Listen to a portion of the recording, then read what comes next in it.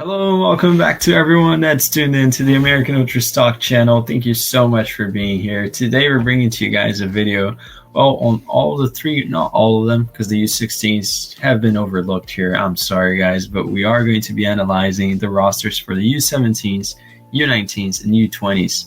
Again, we always say the future is what we look forward to as we climb on to hopefully be a prominent nation in the soccer stage, in the world stage for soccer. And here we are. I'm going to walk us through our players, and Braden's going to give the takes. As you know, in my opinion, unbiased opinion, Braden's the best one to cover the youth soccer in the US17 sphere.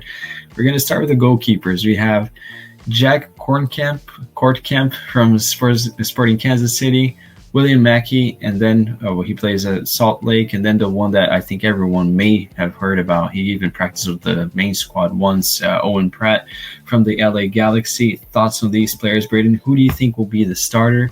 Any other additional comments on the other ones? Yeah, I think this group is pretty straightforward. The only other goalkeeper who's been with this group in the past is Aiden Stokes from the New York Red Bulls, who I think actually probably would be the number one starter with this group, but he actually just accepted his first call-up to England's U17s, one of three players eligible for our U17s that is currently with England's, which kind of just goes to show how incredibly talented this is, considering how difficult it is to make it to England's youth national team setup. But these three are pretty straightforward. I think Kortkamp probably has the edge right now because he is usually in the camps as the goalkeeper too, behind Stokes, who's not here. But it's a great chance for Owen Pratt, who's had a great season with the Galaxy's Academy, has finally started to play a game or two in MLS Next Pro. And William Mackey as well has gotten a lot of experience in MLS Next Pro for Real Salt Lake second team. So it's a really solid goalkeeper group. It's also notable to add that Kortkamp did turn down a Canada call-up, which he's also eligible for, to join this group. So he definitely, I think, sees that he'll probably be the starter here and impress, even though there's no official games. But they'll probably play a team or two behind closed doors. Yeah, and I forgot to say that they will be playing from November 10th to the 16th. It's just a training camp in South Florida, but nice for them to be acclimated to the national team picture regardless. Now, moving on right here to the defenders, we have Keehan Barrett Underwood, plays for Liverpool in England, the Liverpool, not some phony academy. It's the Liverpool. We got Jordan Griffin from the Union Academy, always being represented in these USYNT camps. Ian James from the Sporting Kansas City as well. Victor Vandenbroek from Ghent. That's very impressive. Ghent all the way from Belgium. And then we have Christopher Cups from Chicago Fire. Pedro Guimarães from Orange County, just made the move to Orange County, I think a month or two ago, right? Enrique Martinez from LA Galaxy, and Gio Villa from Real Salt Lake. Thoughts on these guys? Any of them stands out? And who do you think would be the starter if they were to play a big nation or in training formation? Who would be the ones to get the nod in the starting lineup? Yeah, and I think this is also a great time to plug a future video that we have in the works. If you guys don't know some of these names, especially the new ones to the group, Keehan Barrett Underwood from Liverpool, Victor Vandenbroek from Ghent in Belgium, two dual nationals who play abroad. We have a lot of those, so we are going to have a video coming out sometime soon covering all of our notable youth nationals that are abroad. So stay tuned for that. You're not going to want to miss it. But for this group, I think one of the names that stands out, of course, the two new young guys. Keehan Barrett Underwood has been with England's youth national teams in the past. I believe this is the first call-up for Victor Vandenbroek at any level. I know it's his first U.S. call-up. I don't think he's been with the Belgian setup yet, but he's still young. It's kind of to be expected. He's very versatile. He's played on the wing before. He's played at right back. He's probably going to be a center back in this group, but that's definitely one to monitor as he continues to progress. Barrett Underwood is a right back from Liverpool. Interestingly enough, our other right back, who's also English, is Wesley Alcadua, who is probably a little more well known by the U.S. fan base because he was actually on the bench for Wolves' first team a few times last season. He's one of the other players who's with England's U17s right now. Hopefully we get him in a camp soon, but for now, Barrett Underwood is a more than good alternative, although he will face stiff competition within the camp, but with Gio Villa from RSL, who has been one of the most impressive players at this level. Despite not being the flashiest name, every time he plays for the U.S. youth national teams, he's a lockdown defender. Doesn't matter who he's up against. In the last time this group came together, they played a tournament against a bunch of U18s from European nations.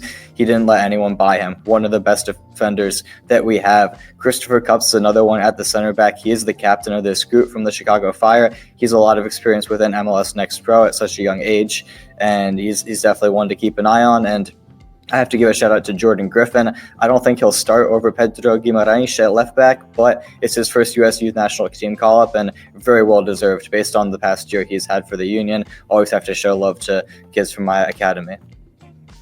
Nice. Yeah, no, your academy is always being represented in I think every single one of these rosters will have a Union product there. Moving on to the midfielders, where the names get a little bit more well-known as we have players that are more hyped. We'll start with Maximo Carrizo. Everybody knows him, Argentine-American dual national. Definitely more American, I think, so it's nice to see him stick with us for now. We have Cooper Sanchez from Atlanta United FC, and then the one, Sullivan, the golden boy. Everyone has been talking about him, and he scored such a banger the other day, so the hype is being justified, which is nice to see. It's nice to see two big names right here in the same age group. That's very promising. Moving on to Luca Moisa from Real Salt Lake. Props to him for making it there as well as Cristiano Oliveira from the New England Revolution, and Jude Terry from the LAFC. Yeah, I mean, the midfield group, this age group, I mean, I think it's pretty obvious how insanely talented it is. Every time we talk about them, we have to point it out, but it seems to just get better and better the further up the pitch you go. Like you said, there's the fact that we have two marquee prospects, two of probably the brightest prospects in any age group, and they're playing the same position for the same team. I think, honestly, it's a little unfortunate that they couldn't have been spread out a little bit, but Kevin Sullivan and Maximo Carrizo, two incredibly bright futures for them, of course. Kevin Sullivan's going to be part of the Philadelphia Union 2 team that plays in the MLS Next Pro Final today, I guess, as we upload this, so make sure to tune in for that one. Like you said, he scored a banger in the conference final, and, I mean, he's been firing on all cylinders since making the step up. It seems like no step up has been too big for him, moving from the U15s to the 17s to MLS Next Pro, moving up with the U.S. Youth National Teams, even making his MLS debut, and he hasn't looked out of place anywhere. It's incredible how talented he is, but Carrizo, within his own right, the youngest player to ever sign a homegrown deal in the MLS, has been balling out for NYCFC's second team in MLS Next Pro, and had a great feature in their Open Cup run as well, which was very impressive. As for the others, Jude Terry is a name that I really like, a CDM/center mid from LAFC. Just signed a homegrown deal with them, extremely well deserved. He's probably going to be the first LAFC Academy product to actually make it through the ranks and play a significant role for the first team. It always seems like their products don't work out for one reason or another, but he's the first real one that you have to keep an eye on. He's already been playing a lot, starting games for their Next Pro team. Hopefully he makes his first team debut pretty soon, but he is the core of the midfield, considering that, at least compared to the rest of the group, players like Cooper Sanchez, Cristiano Oliveira, and Luca Moisa just aren't really as good as some of the other players. It's not a knock on them, but it's probably the weak point here. Landon Amenolo from Chelsea would have been a great player to strengthen it. He's been with the team in the past, but he is the third player who's currently with England's U17s. It's annoying, but it just says a lot about his quality that England saw enough in him to lure him over from us and give him a look. Hopefully he'll be back with us sooner rather than later. Another one that could potentially deserve a look is Adri Mehmeti. He's an 09, so he'd be playing a year up, kind of like Kevin Sullivan. And another player who we'll talk about in the forwards. I think it's important to mention here that we can't just play all players up just because they're playing at a high level. I think this should probably be reserved for the most marquee of prospects. We've seen several times, especially at the U20 and the Olympics level, we've seen players end up not getting happy or even switching, like Esmir Baraktarovic, partly because he wasn't happy that he wasn't continuing to be played up a cycle when, let's be honest, he probably didn't deserve it. So we just have to be a little bit careful with those, but overall, very strong midfield group. Yeah, and moving on right here to the forwards, some other marquee names as well. We have Chase Adams from Columbus Crew. Then up next, we have Chance Cowell. Now, that last name, yes, if you are wondering, he is the sibling, the younger brother of Cade Cowell, who's playing for Chivas Guadalajara. He has been involved in the Mexico setup in the past, so it's interesting to see him right here at the U.S. We have Julian Hall think everybody knows him. Has even played first team minutes as well with the Red Bulls. Austin Jones with PSV. Nice to see him included here. Matthijs Albert, probably one of the highest regarded players right here in this age group. It's nice to see him there as well. Has been playing the U19s, is it, for Dortmund? So that's extremely impressive. Lionel Guiteau from Houston Dynamo, and Jameer Johnson, also another baller that I think he gets underrated from the Union Academy. Out of this group, I know it's a lot to go through, but your thoughts on them, and who do you think would start in a, let's say, 2 wingers, 1 forward, 1 center forward / striker formation, Braden? Yeah, it's so hard to pick starters because this group is just so incredibly talented. Again, I mean, I can't just keep overemphasizing that enough. Chase Adams, will start with him at the striker position. Double-digit goals in his first season in MLS Next Pro with Columbus Crew 2. They made it all the way to the conference final, unfortunately losing to the Union, but an incredible season for him. And the fact that he adapted to that level just, I think, a year or two removed from playing high school ball, it's incredible, really. The rise that he's had. For the youth national teams, he does struggle a little bit. I think that's mainly due to the service. I mean, the players around him on the wings at the 10 position are all just so talented. They always want the ball at their feet. Sometimes they're a little bit selfish, but if you give Chase Adams service, he's always going to score. I think he is probably going to be the main striker for this group, although Julian Hall, one of the biggest names in this roster, hasn't been with the U17s for a while. He's been focusing on his club career with the New York Red Bulls, and for good reason. I mean, he's made several key MLS appearances and actually scored some very crucial goals for the Red Bulls as well this season, developing, probably playing at the highest level, I think you can argue, of any player within this pool, or especially in this camp. He's another one who could play up top. He tends to play there for the Red Bulls, but he's so versatile as well. He's not really a true striker, can also play on the wing, so it'll be interesting to see where he would be used, assuming he actually gets called up to a competitive camp next time. And then there's Austin Jones as well. Like you said, it's his first youth national team call-up for the U.S., which is big. He did have a little bit of a falling out with the Netherlands youth setup, which he was a regular part of for a while. The coach doesn't seem to rate him as much as he probably should, given his incredible goal-scoring record for PSV's U17s, but their losses are gained. Very excited to see what he looks like. Can also play left wing, so that could potentially be a position we see him in, since the strikers are just so stacked, but definitely one to keep an eye on for the future. And speaking of wingers, I mean, I just can't stop talking about Matthijs Albert. It seems like he's the Academy Player of the Week in Stockwatch every single week. He's incredible, playing up a new age group every week, scoring goals, making a new milestone every game. I mean, there's just too much to say about him.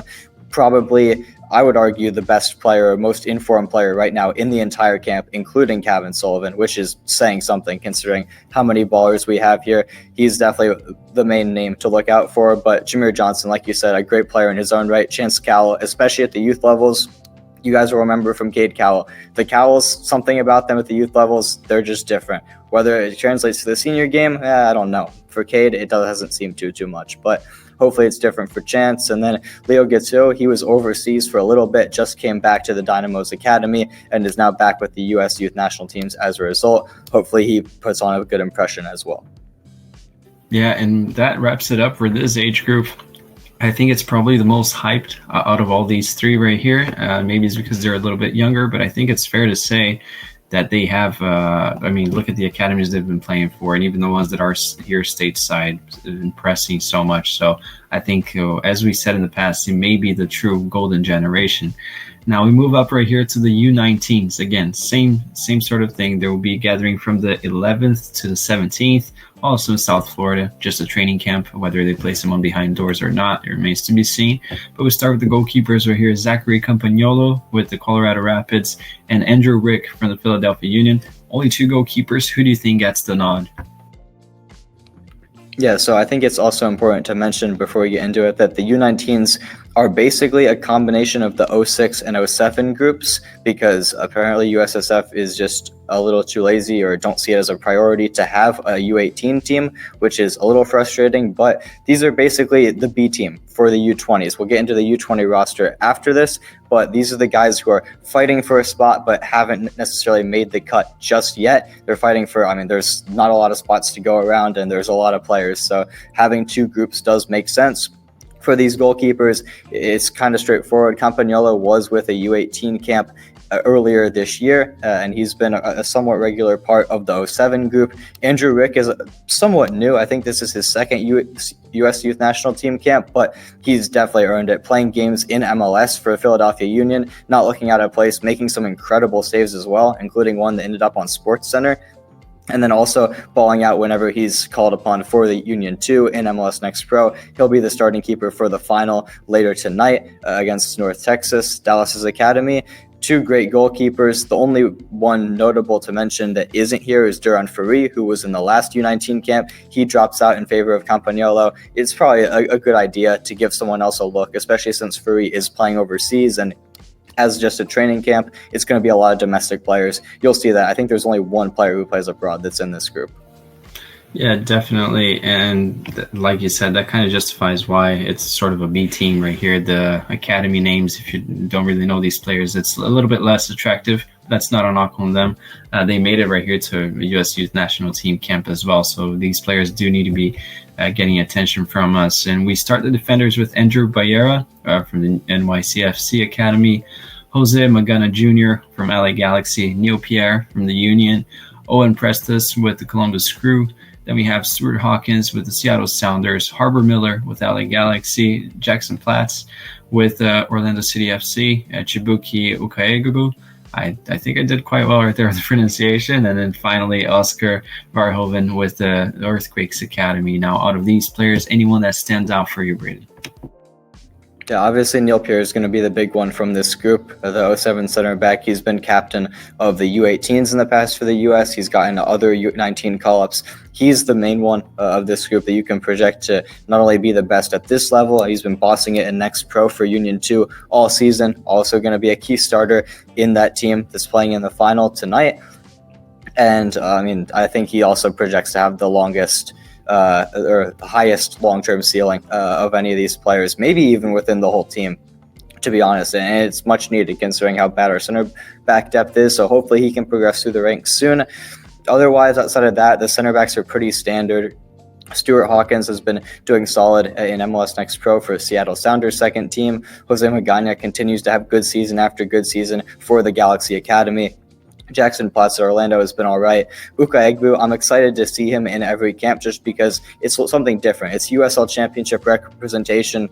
He's getting opportunities with Sacramento Republic to start games here and there, and he never looks out of place at, it's fair to say, a higher level than MLS Next Pro. So it's good to see some justice for him to have him in this camp. And then for the fullbacks, Drew Byera is really, really solid. Every time I see him play for NYCFC's second team, and for the U.S. Youth National teams, he's always one of the best players on the pitch. Really excited for his future. And I want to give a shout out to Owen Priestis as well from the Columbus Crew, because this is his first U.S. Youth National Team call-up, and it's so well-deserved. One of the best players, bar none, despite being so young in MLS Next Pro this season. So instrumental from the fullback position. And I think you mentioned Neil Pierre would be the big one. I think he'd be the big one in any roster. He's like, 6'11", 6'10", and he's probably 6'5", but he looks gigantic because of his build since he's still so young, and will likely put more muscle later on in his career. But right here on the midfielders, we have Matthew Corcoran, a player that we highlighted, I think, over a year ago. Still at Birmingham Legion, a little bit odd right there, but a very talented player. We have Colin Gusk from Orlando City. Also Santiago Morales from Inter Miami, coming from Florida. And then Diego Garcia Murillo from FC Dallas Academy. Cruz Medina might be the big one right here that everybody knows. He was included in that list a while back, so I think quite a lot of people are familiar with him. CJ Oni Jr., player that you highlighted a while ago as well, has been doing really well for the Union. And David Vasquez, another really, really big baller right there that I think goes under the radar quite a lot. I think there was a time where he had a little bit more hype around him. Very talented group. Any names right here that stand out for you, Braden, and think would start if there was to be a game in this camp?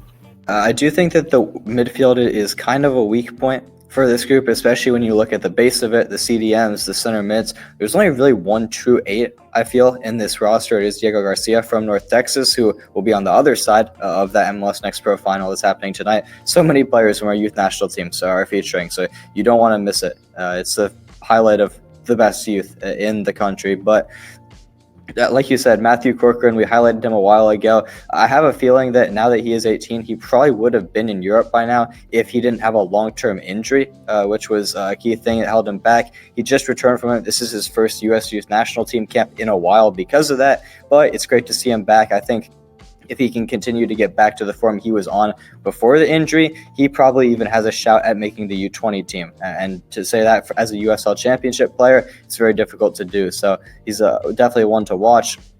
Colin Guska as well is just a quietly solid player for Orlando City's second team. One of the few youth players that Orlando actually trusts to play games, which is pretty significant, I would say.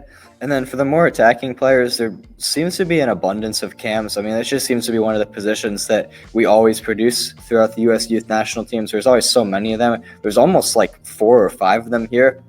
Even another one who's listed as the forwards, Jonathan Shore, is more of a midfielder. I'd argue more of an 8 than a winger, but we'll see how he ends up being played.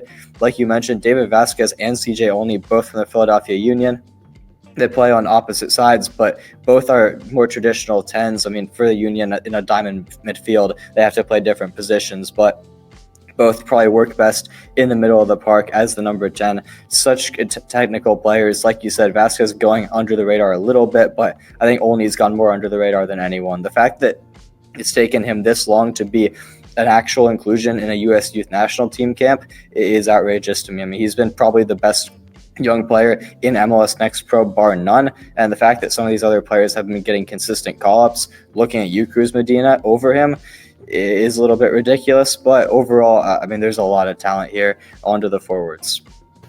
Yeah, and I think there's a saying in Brazil that everybody plays as a 10, because I think that all the players that are talented in the youth setup, they tend to play as a 10, and then they kind of spread out once they reach the pro level because of the physicality and the tactics. But I'm really curious to see who would it would be so nice if there was a camp right here or something for us to have it streamed so we could see how it goes. A lot of players playing the same position. Moving on right here to the forwards, we have I think one of the biggest prospects we have, Nifasia Berchimas from Charlotte, as everybody knows. We have Caden Glover from the St. Louis City. I think he's the first one to sign a homegrown deal with them, if I'm not mistaken. We have Mickey Joyner from St. Louis as well. And then the big one, I'm really happy to and pleased to see him right here included, Zayden Dausch from Coventry City. Got some first team minutes at the end of last season. He's been included. Xavier Gozo, who I'll be honest, recently in the camps, I don't think has been living up to what I expect from him, but he is here repping Real Salt Lake. And then finally, Jonathan Shore from NYCFC. Any names that stick out in terms of ceiling right here, Braden? I already talked about Shore. He's more of a midfielder. I don't know why he's as a winger. It's a little bit weird to me, especially when a bunch of the number 10s can probably play winger more frequently than him, but it is what it is. We'll see how he's used. Xavier Goso, like you said, another winger who, I'll be honest, hasn't been that impressive this season for Real Monarchs, Salt Lake second team. He had a little bit of an up and down season, playing out of position sometimes, and for the youth national teams, I think especially over the summer for the U20s, he looked a little bit out of place, but it's important to remember he's an 07, so he's also eligible for the next cycle for the U20s, which is important. Aiden Dausch, like you said, is a nice inclusion. He was with the U20s last time out, didn't get much of a chance, drops down here now to the U19s. The only player based abroad in this camp. I think it's a little bit unfortunate. I would have liked to see him get more of a chance with the U20s, but when you don't perform, I guess this is the consequences, and hopefully he can regain it a little bit here in this training camp. Partnered with Caden Glover as the other striker, who it's been a while since he's been in the U.S. Youth National Team camp, but it's definitely a welcome addition. I mean, he's caught fire a little bit to end the season. Him and Mekhi Joyner, who's just been on an absolute tear. Honestly, Joyner's a player who I'd love to see with the U20s just because he's been so good for St. Louis City's second team all season. I think he was actually the second leading goal scorer in all of MLS Next Pro, which is an incredible feat, especially considering I believe it was his first pro season this year. So definitely one to watch out for, although the headlines, like you said, are going to go to Nifasia Berchimas. Such a talent. As an 08, being part of this group is incredible. He was with the U20s over the summer. He's had standout performances for the U17s in the past. He's definitely the biggest name of these group, but to be honest, this might be a hot take. I'd actually rather see him back with the U17s, just adding some additional firepower to that already loaded group. Yeah, and that wraps it up for the U19s. As you said, they will be likely trying to impress so they can get a call up to not the main guys, but the age group that they truly represent and are probably aspiring to be, the U20s. And we start that group of players, as you put it on the screen, just wanted to clarify for everyone. And unlike the other age groups they will be playing, they'll be going to Spain, not staying in South Florida, from the 11th of November to the 19th against South Korea and France. It would be so nice if it remains to be seen if we'll have it streamed or not. I think the USSF has to improve their marketing abilities and let us see all these prospects. We'll start with Aiden Baldry with the Colorado Rapids. I thought he was amazing over the summer. And we have Julian Eystone, another really hyped up player that made his move over to England.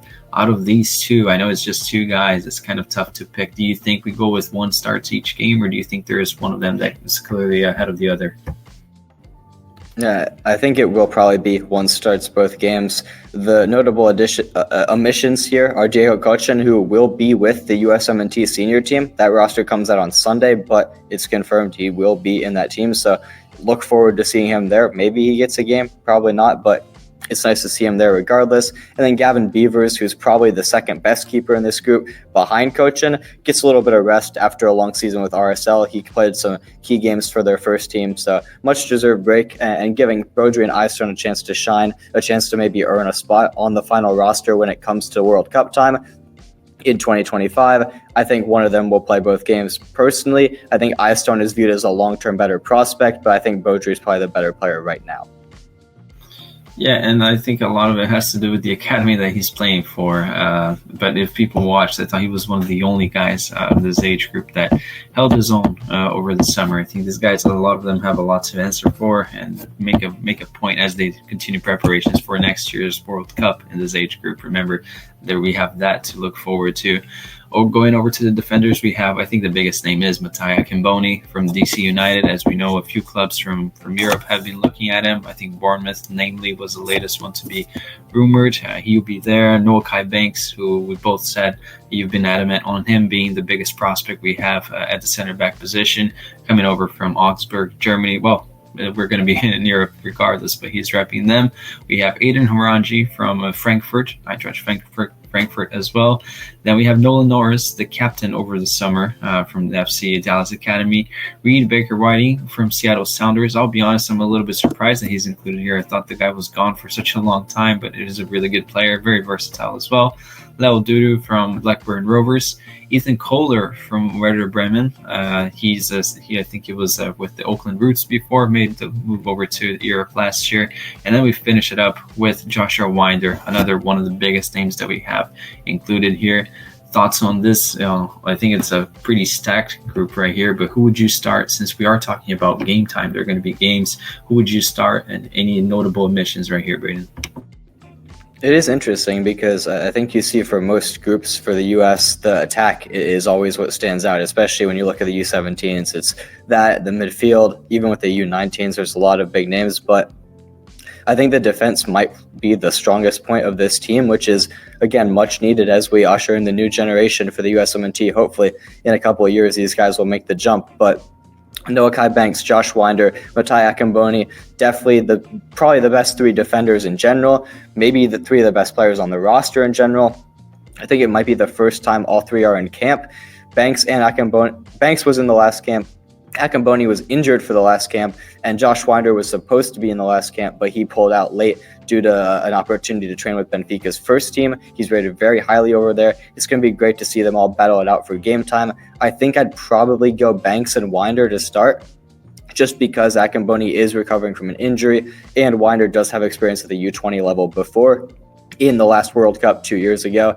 And then, of course, Banks, like you said, I mean, we both, I think, view him as probably the highest rated prospect as a center back in the player pool. At right back, I think Leo Duru was very impressive in his first U.S. Youth National Team camp last time around, should keep his starting spot here. And at left back, I'll be honest, I'm not the biggest fan of Nolan Norris. I think he will start just because he is the captain, and maybe our coaches need to do a better job at the youth level at making sure the captain is a key player, because I'll be honest, I think there's a better player who was left off, Frankie Westfield from the Union. Maybe I'll call it bias, but he's been better and playing more consistently at a higher level, but it is what it is. We're going to have to make do with Norris for now.